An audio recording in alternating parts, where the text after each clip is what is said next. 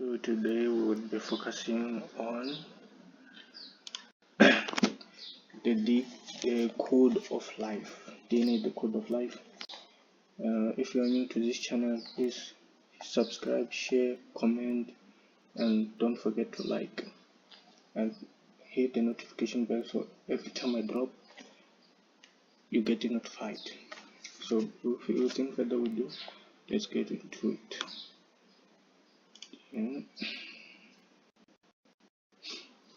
What is DNA? DNA, or deoxyribonucleic acid, is the molecule instruction manual that contains everything needed to build and maintain all living organisms. Don't forget that DNA, it comes from the cell. And where there is a cell, it is located into the nucleus, and then the nucleus consists of chromosomes. Then inside the chromosomes, the DNA is where it is located. Then there is a gene inside the DNA. Then from the smallest bacteria to the largest whales, DNA carries the genetic information, as I said, passed from generation to generation. It can be passed, it's as a question which can be passed through each and every generation. Then often called the code of life, DNA stores the biological instructions that make each species unique and determines individual characteristics like eye, color, height, and even certain personality traits. As I said, there is this kind of topic where it explains that there is a unique, the just difference between people or the DNA that makes a variant is that there is only 1% that makes us shape in different shapes, which manipulate to different shapes.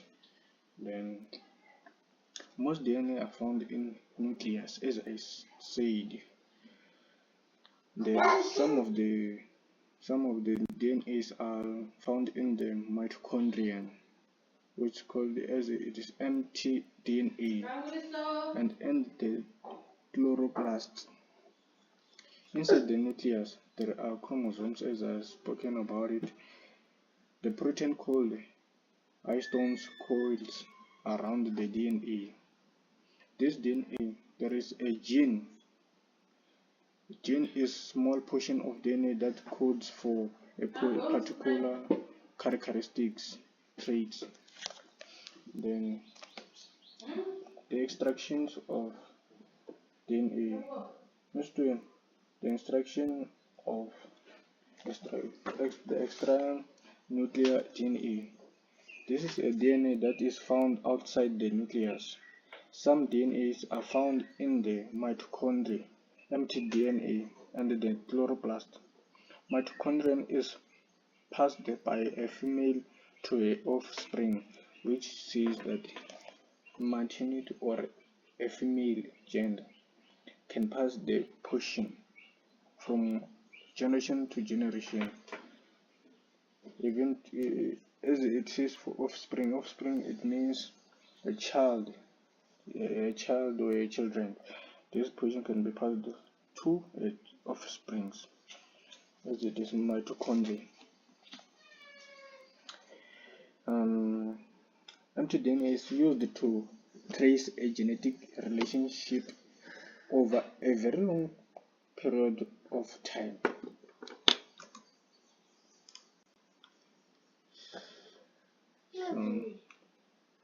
From there, we take it from there, and then there is DNA structure, the double helix.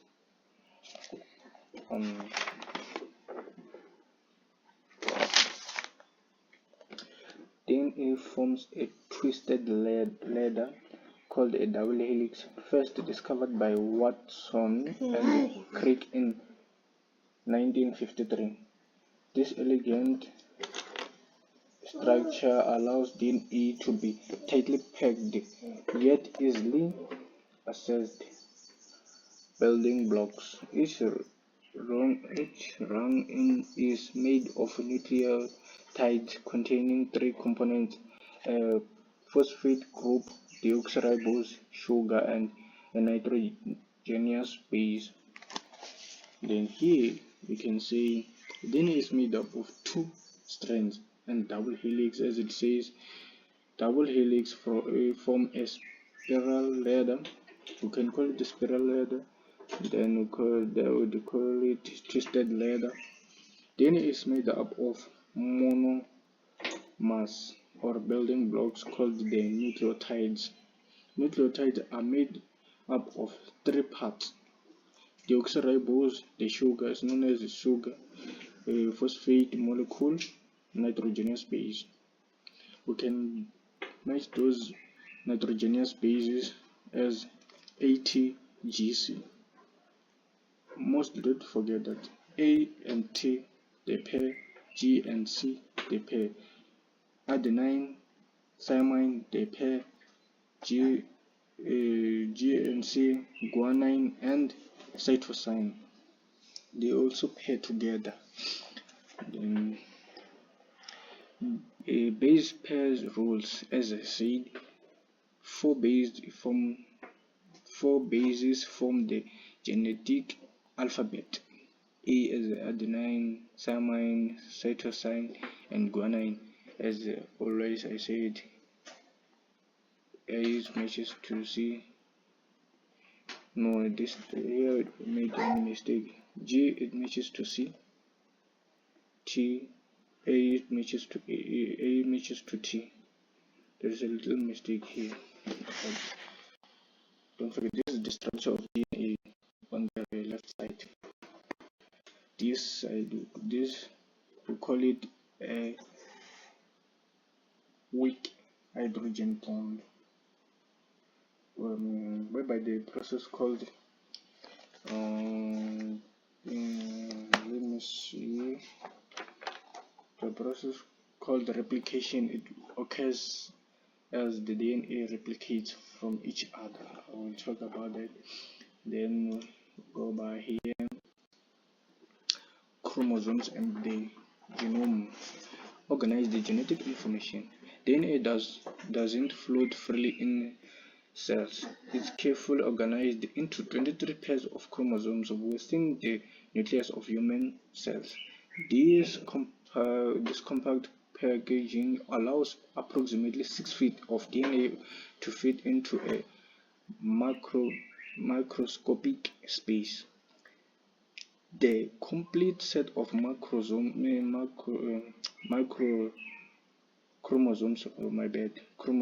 is called the genome, containing roughly 35,000 genes. Each gene acts as a recipe for building specific proteins that perform essential functions throughout the body, which means it is important. It shows that how important it is to, based to this topic here, that 23 pairs of chromosomes within the nucleus. This completely set of chromosomes that called the genome. Then here we have it here. So then we jump to DNA replication.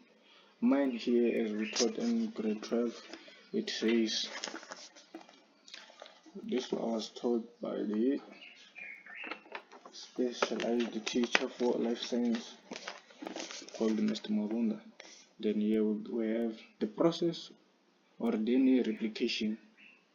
It says the double helix unwinds or unzips. Weak hydrogen bonds between nitrogenous base break. The two strands separate each DNA strand. Serves as a template. Free nucleotides build a DNA strand into each of the two DNA strands. Attraction, I put it in vertical column. Attracting its complementary nitrogenous base ATGC. As I said, A it pairs with TGC. Don't forget that. It will remind you. Let me give you a hint. GC, you remember GC, who was the actor of the generation Ozalo. So it will at least give you a hint to remember these things. GC.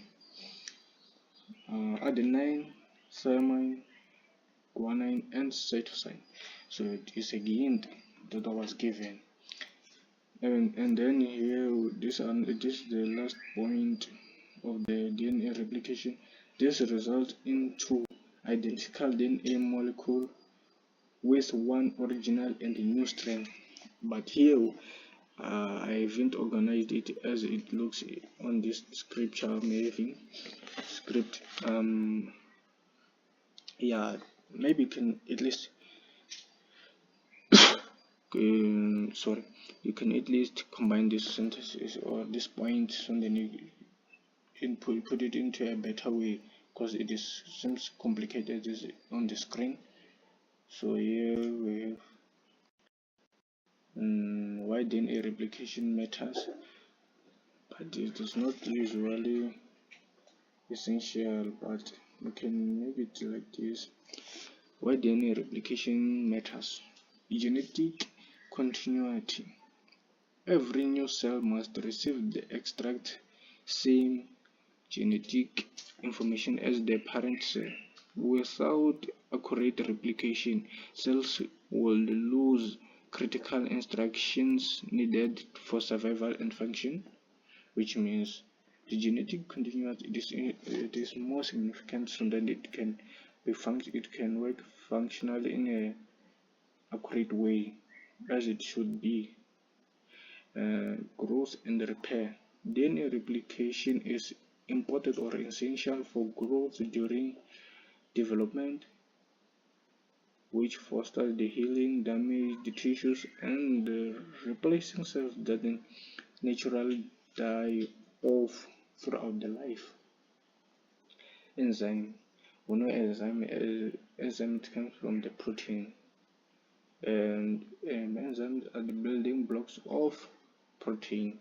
Enzymes are the building blocks of protein. Sophisticated enzymes like DNA polymerase ensure remarkable accuracy during replication, with error rates as low as one mistake per billion base pairs copied.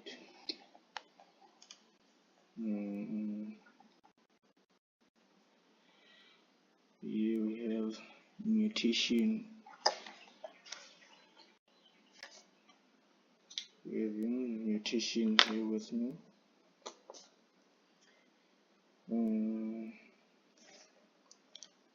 Mutation, I'll explain.